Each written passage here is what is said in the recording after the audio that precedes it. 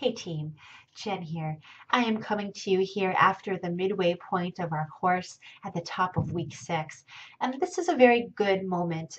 It's a good opportunity for me to reflect on some of the moves that I see instructors making in the team shell this term.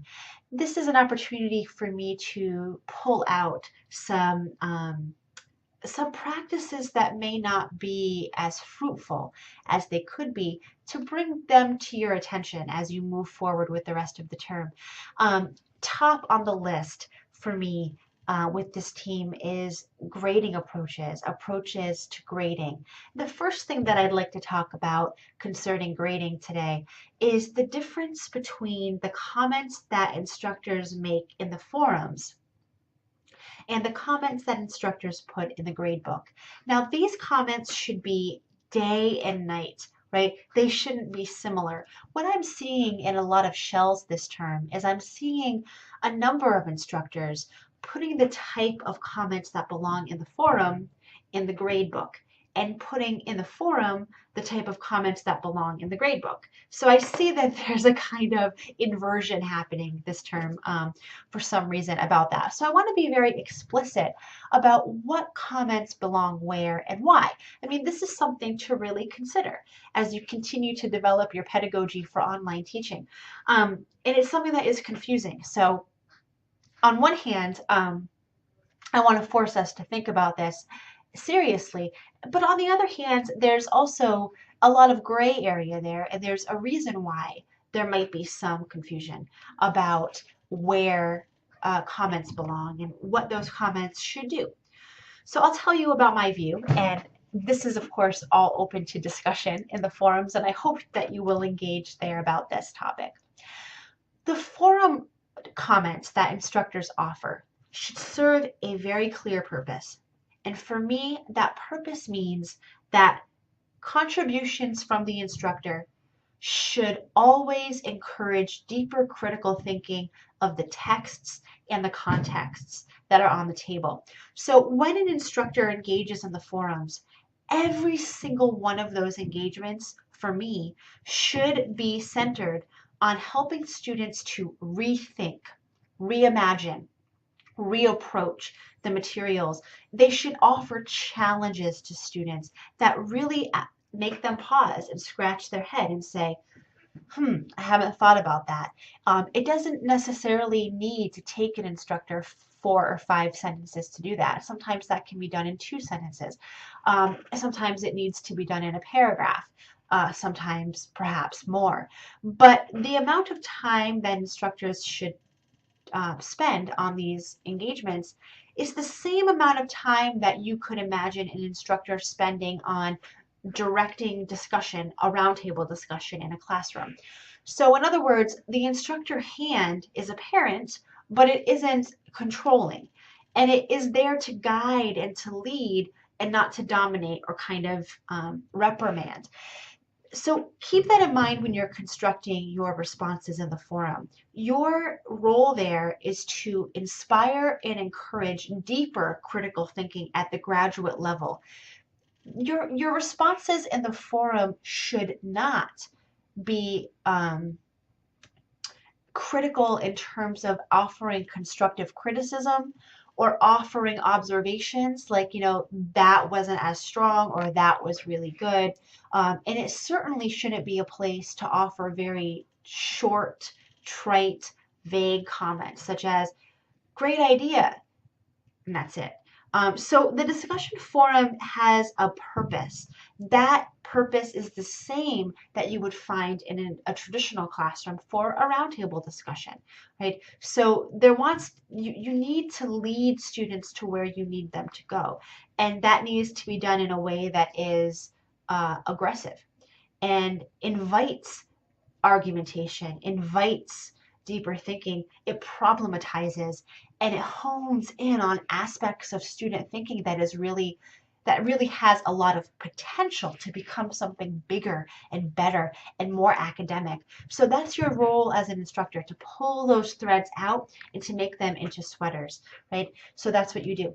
Now, the grade book commenting is an entirely different animal, because in the grade book, that is when you have a private conversation with a student about what they've done well and what they haven't done well. And that is where your criticism comes into play. That's when you have the opportunity to be very specific and to say, Amy, in your post, you've done a good job with A and B.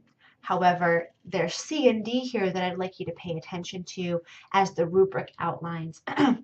It's very important that in your grade book, you are very specific with students, but not long-winded. So it's important that they get the point of what they need to do to be better, to better conform their writing and their ideas to the rubric. It's important that you engage the language of the rubric in order to evaluate students. I do this not only by using the language of the rubric, but also by giving them a numerical value of the breakdown of their grade. That way they can see how they've met your criteria in a way that feels less subjective and a bit more objective. Now, your gradebook comments should not be a place for you to explore contexts and texts. That's not what the gradebook is for. The gradebook is simply an evaluation of their work. It's not a further engagement from the discussion forum. I've seen a lot of instructors really crossing these wires across the board this term, and it's important that we keep those wires intact and that we're clear about what the comments are supposed to do. So that is my first note as we proceed into week 6 this week. Something else that I'd like to talk about is how to grade graduate students. It can be very confusing for an instructor, particularly who is new to teaching graduate students or also new to online teaching, how we are supposed to evaluate some of the deliverables for graduate students. What should our expectations be for their work, for their caliber of work? And I think that when I see instructors giving all students in the class 25 out of 25 points for every discussion forum, that sends off a red alarm for me. Because grades should not come easily for a graduate student. In fact, I think they should come a little bit harder than they do for an undergraduate student. This is my personal value system, and I know that it's definitely up for debate. I don't believe, for example, in the gentleman's B. I think that it's problematic, and I think that our role as instructors should be to only give full credit when that work is truly exceptional. And what it means to be exceptional is that it's an idea that could be published, that could be developed and published in an academic peer review essay because it's unique, it's interesting, it's new, it's fascinating, it's a hypercritical way to think about things. It shows a gem of an idea and it lets students know that they've done something special, really exceptional. That's when I give full credit. If the work is below that, then they deserve a grade that is below that. According to the rubric, what is exceptional needs to be clearly defined by the instructor. It's not your everyday idea. It's not your everyday work. It's something that goes above and beyond. When I see instructors giving 25 out of 25 in the forums for every student for every single time, and they're copying and pasting comments like, good work, George, good work, Amy, that makes me feel like there is a disconnect between the type of work that we ought to be asking graduate students for and the type of work that we are getting and accepting as exceptional. There needs to be a definition happening there of what makes work exceptional. And I like to see a rainbow of grades. I like to see a spectrum of grades. Now, that doesn't always mean that you're not going to have a classroom full of absolute passionate geniuses who just are just above and beyond in everything. I've had a class like that once in my career and it was amazing. I wish that every class could be like that. For me, not every class is like that, and that's okay. It's important that we be honest with our grading and that students see that honesty and they see that they have something hire to work for, and that's okay. That's what we do as graduate students. We work on the things that need work. We do our students a great disservice to not push them, I think. So keep that in mind. That is just my 2 cents there. The final thing that I want to say is that it's a really good idea to take out a couple students from your class that are really exceptional. Shoot them an email and tell them that they're exceptional.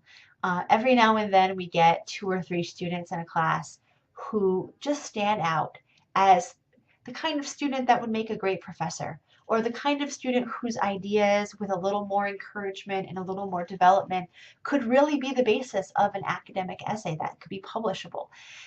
Or you have a student who engages passionately and enthusiastically, voraciously in the discussion forum. It's a great idea to not always take students out and center on them because of what they're doing poorly. It's also a really great idea to reach out a hand virtually, pat them on the back, and say, awesome, you are one of my top students in this class. I love reading your work. You inspire me. Your work is amazing. I just wanted to say thanks for, putting it out there, putting yourself out there. So those are my words as we head toward week 6 based on what I've seen from instructors this term. And I hope that those insights are helpful, and I hope that they're controversial, because good Lord, everything that we say in academia ought to be. I'll see you in the forums.